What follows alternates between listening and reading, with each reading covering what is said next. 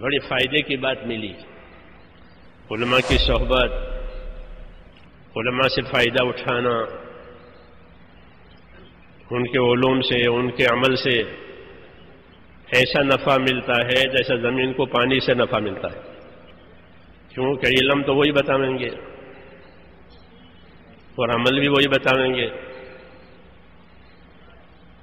کتاب پڑھ لو تو علم ضرور آئے گا،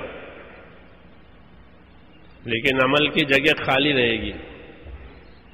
اس لیے اللہ کتاب بھی اتارتے ہیں اور رسول بھی بھیجتے ہیں، دونوں. کہ خالی کتاب ہی نہیں کہ معلومات ہو جائیں، لٹریچر ہو جائیں، ٹھیک ہے، اس کے ساتھ عمل کی شکل ہونی چاہیے. تو عمل کی شکل اس کے لیے اللہ تعالیٰ آدمی بھیجتے ہیں اپنا رسول. وہ ہمارا ہی آدمی ہوتا ہے، بنی آدم میں سے ہے.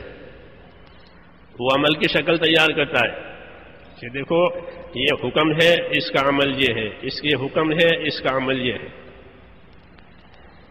ایک کتاب، ایک انسان، اس کو کہتے ہیں اتباع. وحی کا اتباع کرو. کہ کیسے؟ کہ رسول کی تابعداری سے. رسول بتائیں گے آداب کیا ہے، احکام کیا ہے، منع کیا ہے، صحیح کیا ہے. تو دین ہمارا سارا ادب کرنے کا نام ہے. اور ادب کے معنی تکلفات نہیں ہے، جیسے آج کل تکلفات ہو گئے ہیں. تکلفات کا نام ادب. شکر کے بیٹھ جائیں گے، شکر کے کھڑے ہو جائیں گے. ہاں، اس کو تکلفات کہتے ہیں. ادب تو تعظیم کرنے کا نام ہے، حکم کی تعظیم. عبداللہ بن مسعود مسجد میں داخل ہو رہے تھے، دروازے پر پہنچے، حضور صلی اللہ علیہ وسلم ممبر پر تھے. ممبر سے فرمایا اجلسو، بیٹھ جائیے. دروازے پر پہنچے تھے اور بیٹھ جائیے کان میں پڑا، وہیں بیٹھ گئے. کیوں؟ کہ حکم ہو گیا بیٹھ جائیے، اب چلنے کی جگہ نہیں ہے. دروازے پر بیٹھ گئے. حکم کی تعظیم ہے یہ. حضور صلی اللہ علیہ وسلم دیکھا کہ آدمی دروازے پر بیٹھ گیا ہے میری بات سن کر، تو آپ نے بلا لیا، عبداللہ آگے آ جاؤ. تو آگے آئے. حکم کی تعظیم. اور اس سے آگے ایک دفعہ ایسے ہی ممبر پر بیٹھ کے فرمایا بیٹھ جائیے. تو عبداللہ ابن رواحہ قریب کے محلے میں تھے.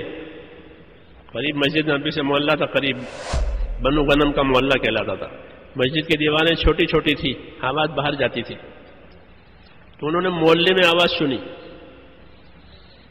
بیٹھ جائیے، وہیں بیٹھ گئے. وہیں بیٹھ گئے. کیا بات ہوئی؟ کہ حکم آیا بیٹھ جائیے. اللہ کے حکموں کی تعظیم اور تعظیم سے اس پر عمل کرنا. تو وہیں بیٹھ گئے. لوگوں نے حضور سے عرض کیا کہ عبداللہ ابن رواحہ بنو غنم میں تھے، آپ کی آواز سن کر وہیں بیٹھ گئے. آپ نے خوش ہو کر کے ان کو دعا دی کہ اللہ تعالیٰ ان کی اطاعت کی رغبت اور زیادہ کرے، بات ماننے کا اور ان کو شوق دے اللہ. تو یہ ہمارا کام ہے میرے دوستو، یہ کوئی رسمی چیزیں نہیں ہیں. آداب ہے، احکام ہے، ذمہ داریاں ہیں، اور یہ ساری کی چیزیں ذمہ داری سے اور امانت داری سے پوری کی جائے گی، تب یہ دین بنے گا. اخلاص بھی شرط ہے. اخلاص کے ساتھ کام کریں، ایک اللہ کو راضی کرنے کے لیے، اور کوئی غرض نہیں ہے. کوئی پوچھے تو کوئی نہ پوچھے تو کام کرنا ہے. کہ ہم کو نہیں پوچھا کہ کوئی بات نہیں پوچھا تو ہم کام کریں گے. صحابہ یہ کہتے تھے کہ ہم نے اللہ کے رسول صلی اللہ علیہ وسلم کے ہاتھ میں ہاتھ دے کر قول قرار کیا ہے، بیعت کی ہے کہ ہم بات سنیں گے اور مانیں گے.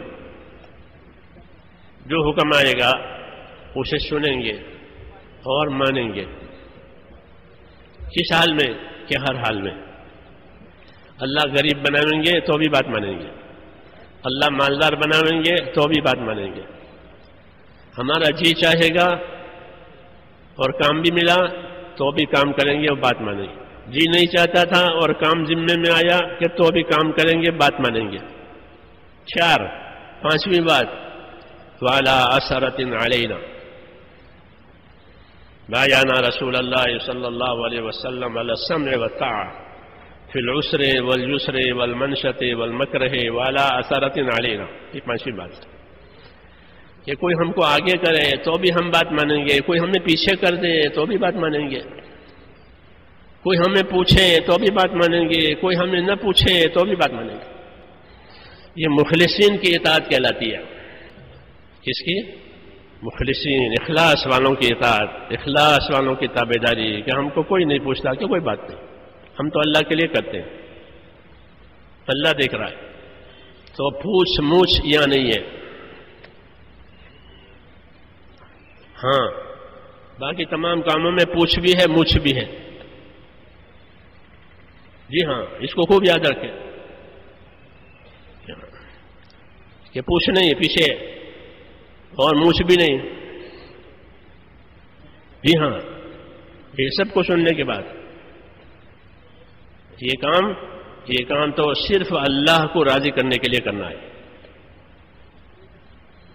حضور نے فرمایا کہ وہی قبول ہوگا جو خالص اللہ کے لیے کیا گیا ہوگا. اس لیے صحابہ نے کہا کہ ان پانچوں صورتوں میں ہم بات مان کر کے رہیں گے. بس ہم کو آگے کرے تو، ہم کو پیچھے کرے تو، ہم کو دے تو نہ دے تو، کہ دوسروں کو دیا ہم کو نہیں دیا، کوئی بات نہیں. کیوں کہ ہم تو کام کریں گے. حضور نے انصار سے فرمایا کہ ایک دور آئے گا کہ لوگ تمہیں پیچھے کریں گے. انصار لوگوں کو آگے کرتے تھے، اپنی حاجت پوری نہیں کرتے تھے، لوگوں کی حاجت پوری کرتے تھے. اپنی راحت چھوڑ دیتے تھے، لوگوں کی راحت دیتے تھے. وَيُؤْثِرُونَ عَلَىٰ أَنفُسِهِمْ. لیکن فرمایا تمہارے پر ایک دور ایسا آئے گا کہ لوگ تمہیں پیچھے کر دیں گے، اپنے آپ کو آگے کریں گے، ان کی راحتوں کو آگے کریں گے، اپنی ضرورتوں کو آگے کریں گے، تمہیں پیچھے کر دیں گے. تو تمہیں کیا کرنا چاہیے؟ فرمایا تمہیں کچھ نہیں کرنا چاہیے، تمہیں صبر کرنا چاہیے. تم صبر کرنا، ایسے دور میں تم صبر کرنا کہ نصرت تم نے کی ہے، ساتھ تم نے دیا ہے، قربانیاں تم نے دی ہے، راستہ تم نے بنایا ہے، سب کو آسرا تم نے دیا ہے، اس کے باوجود لوگ تمہیں پیچھے کریں گے. ایسا دور آئے گا. یہ ہم کام کرنے والوں کی بات ہے. تو تم کیا کرو گے کہ ان سے لڑنا نہیں ہے، ان سے جھگڑنا نہیں ہے، ان کو شکایت نہیں کرنی ہے، بلکہ تم صبر کرنا. اور تمہارا بدلہ میں حوض کوثر پر اللہ سے قیامت میں دلوا دوں گا.